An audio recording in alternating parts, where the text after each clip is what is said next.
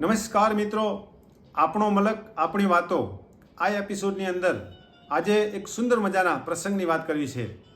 મિત્રો, ચુવાડ પંથકનું એક એવું ગામ કે જ્યાં પુષ્કળ પ્રમાણમાં મગરોની સંખ્યા હતી. કદાચ નવાઈ લાગી હશે કે ચુવાડ પંથક અને મગરોની સંખ્યા. હા મિત્રો, ચુવાડ પંથકનું આ એક ગામ જેનું નામ છે ઓઢવ. દેત્રોજ તાલુકામાં આવેલું અમદાવાદ જિલ્લાનું ઓઢવ ગામ કે જ્યાં આજથી 55 થી 60 વર્ષ પહેલાં પુષ્કળ પ્રમાણમાં મગરો હતા. મિત્રો, આ મગરો કઈ જગ્યાએ હતા એનો આ તળાવનો વિડીયો આપ નિહાળશો. આપ જોઈ રહ્યા છો કે આ તળાવ જેનું નામ છે દેવસર તળાવ, જે આજે ઓઢવ ગામમાં ગૌતમેશ્વર મહાદેવ મંદિરના બાજુમાં આવેલું છે. મહાદેવનું પૌરાણિક મંદિર અને એ મંદિરની ફરતે સી આકારમાં આ તળાવ પથરાયેલું છે. આ જ તળાવની અંદર આજથી 55 થી 60 વર્ષ પહેલાં પુષ્કળ પ્રમાણમાં મગરોની સંખ્યા હતી. મિત્રો, મગરોની વાત કરતા પહેલાં થોડીક આ તળાવ અને તળાવના કિનારે આવેલ પૌરાણિક મહાદેવના મંદિર વિશે વાત કરું. દેવસર તળાવના તટ ઉપર આવેલું શ્રી ગૌતમેશ્વર મહાદેવનું મંદિર કે જે 1600 વર્ષ પુરાણું કહેવામાં આવે છે. 1600 વર્ષ પહેલાં ગૌતમ ઋષિએ જ્યારે શિવલિંગની સ્થાપના કરી હશે એનો જીર્ણોદ્ધાર કરવામાં આવેલો. સમગ્ર ચુવાડ પંથક એ આમ તો હિડમ્બા વન તરીકે ઓળખાતું, પણ કહેવાય છે કે સિદ્ધપુર, મોઢેરા, બેચરાજી અને આમ છેક દેત્રોજ અને કટોસણ વચ્ચેનો જે ભાગ એ બોરુ વનનો એક ભાગ હતો. અને આ જ બોરુ વનની અંદર દૈત્યરાજ ટંડાસુરનો ત્રાસ હતો. અને આ ટંડાસુર કે જેનો વધ કરવા માટે બેચરાજીમાં જે બાળા ત્રિપુરા સુંદરી તરીકે પ્રગટ થયેલા એવામાં બહુચર પ્રગટ થઈ અને ટંડાસુરનો વધ કરે છે. ટંડાસુરને યાદ એટલા માટે કરવો પડ્યો કે લોકવાયકા મુજબ આ ટંડાસુરે આજ ભગવાન ગૌતમેશ્વર મહાદેવની ઉપાસના કરેલી. મિત્રો, ઓઢવ ગામની અંદર આવેલ આ પવિત્ર સ્થળ કે જે પૌરાણિક સ્થળ છે, જ્યાં એક મુખ્ય શિવલિંગની સાથે બીજા 5 શિવલિંગ એટલે કે કુલ 6 શિવલિંગ છે. અને આ 6 શિવલિંગ સ્વયંભૂ છે. સ્વયંભૂ શિવલિંગ ગૌતમ ઋષિએ જેની સ્થાપના કરી હોય એટલા માટે નામ પડ્યું ગૌતમેશ્વર મહાદેવ. ગૌતમેશ્વર મહાદેવ મંદિર એ સિવાય આજુબાજુના વિસ્તારમાં જેને ઓઢવિયા મહાદેવ તરીકે પણ ઓળખવામાં આવે છે, શરીરના અંગો ઉપર, ચામડી ઉપર થતો મસાનો જે રોગ છે એ મટાડવા માટે મહાદેવની બાધા રાખવામાં આવે અને આ રોગ દૂર થતો હતો. એટલા માટે મસિયા મહાદેવ તરીકે પણ આ મહાદેવને ઓળખવામાં આવે છે. સમગ્ર શ્રાવણ માસ દરમિયાન ભગવાન ભોળાનાથ ઓઢવિયા મહાદેવ ગૌતમેશ્વર મહાદેવને 1.25 લાખ બિલીપત્ર અર્પણ કરવામાં આવે છે. અને શ્રાવણ મહિનો પૂરો થાય એટલે 1.25 લાખ બિલીપત્ર પૂર્ણાહુતિનો યજ્ઞ થાય છે. ફક્ત શ્રાવણ માસ નહીં, શિવરાત્રિમાં પણ ભવ્ય લોકમેળો યોજાય છે. શ્રાવણ માસના છેલ્લા સોમવારે ખૂબ મોટી સંખ્યામાં લોકો દર્શનાર્થે આવે છે. લોકમેળો અને સાથે ખાણીપીણી અને રમકડાઓની દુકાન સાથે ભવ્ય મેળાનું આયોજન થાય છે. મિત્રો, કદાચ આપને થશે કે મગરોની વચ્ચે મહાદેવને ક્યાં લાવ્યા, પણ આ વાત કરવી ખૂબ જરૂરી છે. મહાદેવનું મંદિર એની બાજુમાં જ જે તળાવ છે એ પણ પૌરાણિક છે, જેનું નામ દેવસર તળાવ છે. આ દેવસર તળાવની અંદર જ્યારે ગુજરાત રાજ્યની સ્થાપના થઈ એ વખતમાં મુંબઈ પોલીસ અધિનિયમ મુજબ દેવસર તળાવની પાળ ઉપર, મંદિરની દિવાલ ઉપર એક નોટિસ તમે વાંચી શકશો.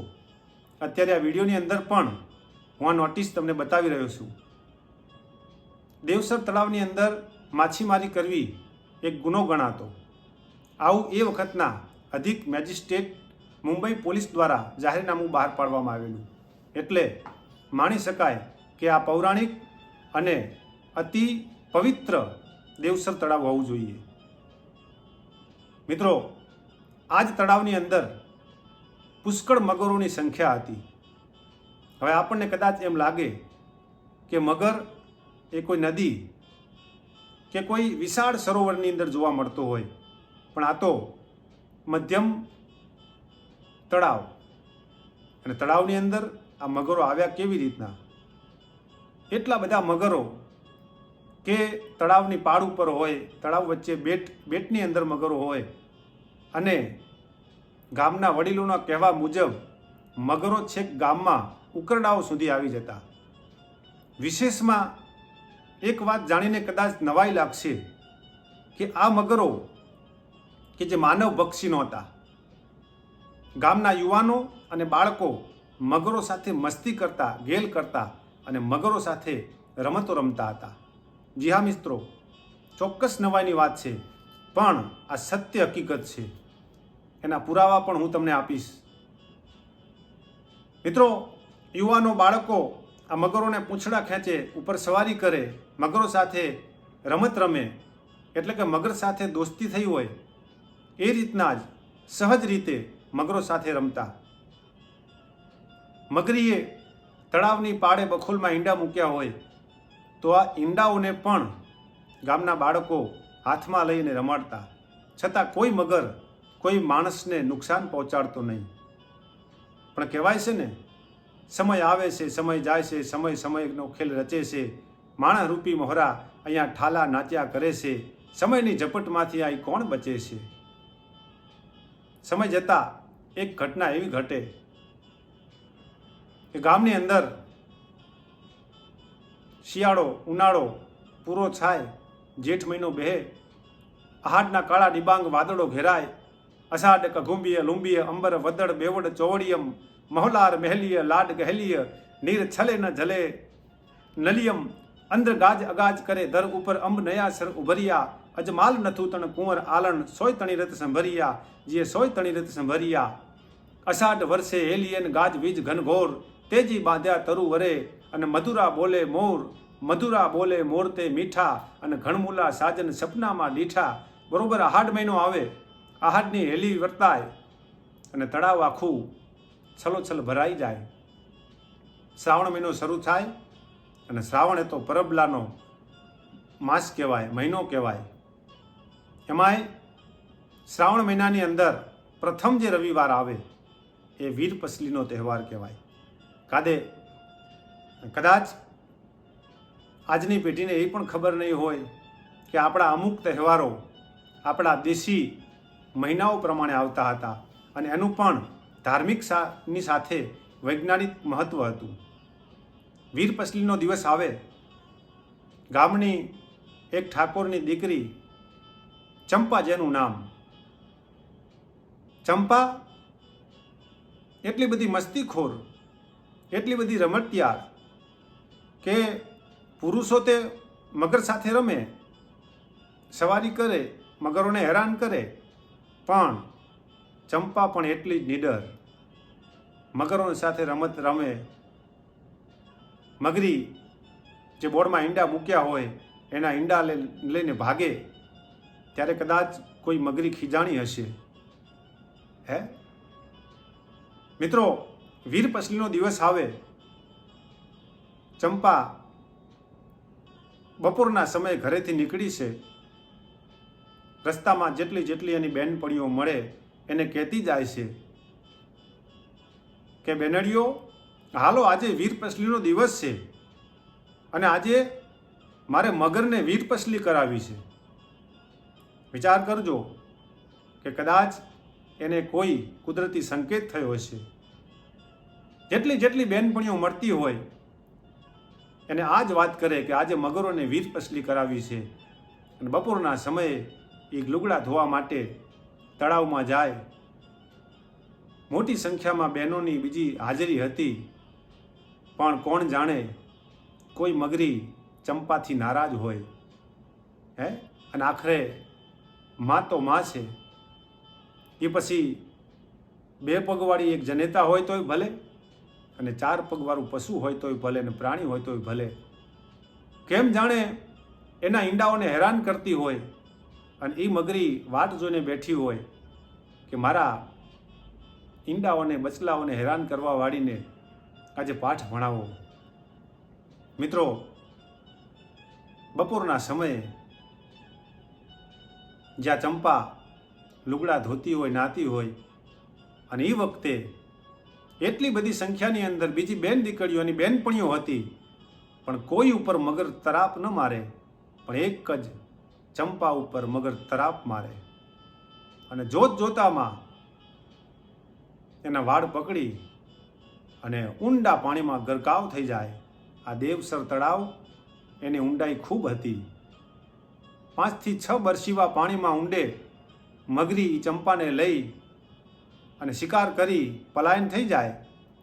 ત્યાં તો હોબાળો મચી ગયો, હાહાકાર મચી ગયો, બૂમાબૂમ થઈ ગઈ, અને ગામના યુવાનો, વડીલો, વૃદ્ધો તમામ આ ચંપાને બચાવવા માટે દેવસર તળાવની પાળે ભેગા થાય. તળાવની અંદર આજ બીજા મગરો પણ એટલા મસ્તીએ ચડ્યા હતા કે કોઈની હિંમત થતી ન હતી કે પગ મૂકી શકે. આજનો કદાચ દિવસ એવો ભયાનક લાગતો હતો. ગામના યુવાનો પણ પાછા પડતા હતા કે રોજ આપણે મસ્તી જેની સાથે કરતા રમતા, એ તળાવ, એ મગરો આજ આપણા દુશ્મન બન્યા હોય એવું જણાતું હતું.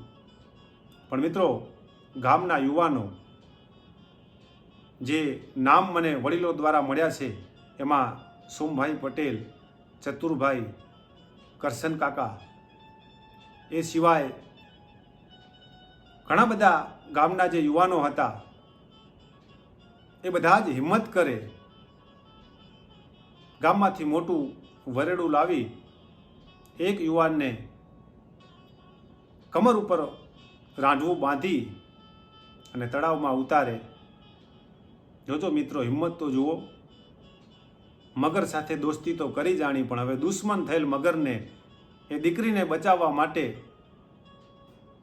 વિફરેલ એક જનેતા, વિફરેલ એક મગરીને એની સાથે બાથ પીડવા માટે પણ યુવાનોમાં આટલી હિંમત હતી. આખું ગામ હકડે ઠઠ તળાવની પાર ઉપર ઊભો હોય, અને એમ કહેવાય કે એક યુવાન એની સાથે બીજા 4-5 યુવાનો કમરમાં રાંઢવું બાંધી તળાવમાં બરસીવા પાણીમાં ડૂબકી લગાવે, અને એ જ મગરી કે જેને દીકરીનો શિકાર કર્યો હતો, એને પકડી તળાવની બહાર લાવે, પણ દીકરી મૃત્યુ પામી હતી. મગરી આગળથી ગામ લોકોએ આ દીકરીને છોડાવી. દીકરી રામશરણ પામી, અને ત્યારથી ગામ લોકોએ નક્કી કર્યું કે હવે આ મગરો માણસનું લોહી ચાખી ગયા છે, એટલે કદાચ ગામના બીજા કોઈને પણ નુકસાન કરશે. મિત્રો, આ દીકરીની આજે ઠાકોર વાસની અંદર, ફળિયાની અંદર એનું સ્મૃતિ મંદિર બનાવવામાં આવ્યું છે, જે હું આ વિડીયોમાં તમને બતાવી રહ્યો છું. જ્યાં આજે એક નાનકડી દેરી બનાવી આ દીકરીને યાદ કરવામાં આવે છે. મગરોની ભૂમિ ચુવાણ પંથકનું ઓઢવ ગામ આ સત્ય હકીકત માટે આજુબાજુના તમામ ગામો, બેચરાજીથી માંડી દેત્રોજ, આ બાજુ કટોસણ રોડ, વિરમગામ, એની વચ્ચે જેટલા પણ ગામો આવે છે, દેથલી, બરિયબ, ગુંજાલા, રૂદાતલ, બાંટાઈ, રાંતાઈ, વિરસોડા, ગમાનપુરા, દેકાવાડા, વિઠલાપુર, સીતાપુર, ઝાંઝરવા, તમામ આજુબાજુના ગામની અંદર આજે જેમની ઉંમર 70 થી 75 વર્ષની હશે, એ આ વાતના સાક્ષી છે. આમાં એક શબ્દ પણ, એક વાત પણ ખોટી નથી. આ મગરોની ભૂમિની અંદર એ પછી મગરો ગયા ક્યાં? આજે આ દેવસર તળાવ છે, મંદિર છે, પણ મગરો નથી. તો મગરો ગયા ક્યાં? મિત્રો, મગરે એક દીકરીનો શિકાર કર્યો. પછી ગામ લોકો નક્કી કરે કે હવે આ મગરોને અહીંયાથી દૂર ભગાડવા. એટલે થોડાક સમયની અંદર મગરોને પકડવાવાળા વ્યક્તિને બોલાવી આ તમામ મગરોને પકડી અને કોઈ વિશેષ જગ્યાએ છોડી દેવામાં આવે, કોઈ મોટી નદીમાં મૂકી દેવામાં આવે, એવા સમાચાર છેલ્લે જાણવા મળ્યા. પણ આજ મગરોની ભૂમિ અંદર, આજ પૌરાણિક ગૌતમેશ્વર મહાદેવની જગ્યાની અંદર આજે પણ કદાચ ત્યાં આવીને બેસીએ એટલે જગ્યાના વાઇબ્રેશન એવું કહેતા હોય કે નક્કી આ કોઈ પૌરાણિક જગ્યા છે, આ કોઈ દેવસર તળાવ કે જેમાં કોઈ દેવનો વાસ છે. મનને શાંતિ મળે, આરામ મળે અને ભગવાન ભોળાનાથનું ભજન થાય. ગંગાધરમ ગુણાકારમ ગિરીશમ ચ ગિરીશ્વરમ ગૌરીનાથમ ગિરાતીતમ ત્વામ વંદે ગિરિજાવરમ જગત્પાલમ જગત્કાલમ જગન્મૂલમ જટાધરમ જ્યોતિરૂપમ જગન્નાથમ ત્વામ વંદે જગદીશ્વરમ. જય ભોલેનાથ, જય હિન્દ, જય માતાજી, હર હર મહાદેવ.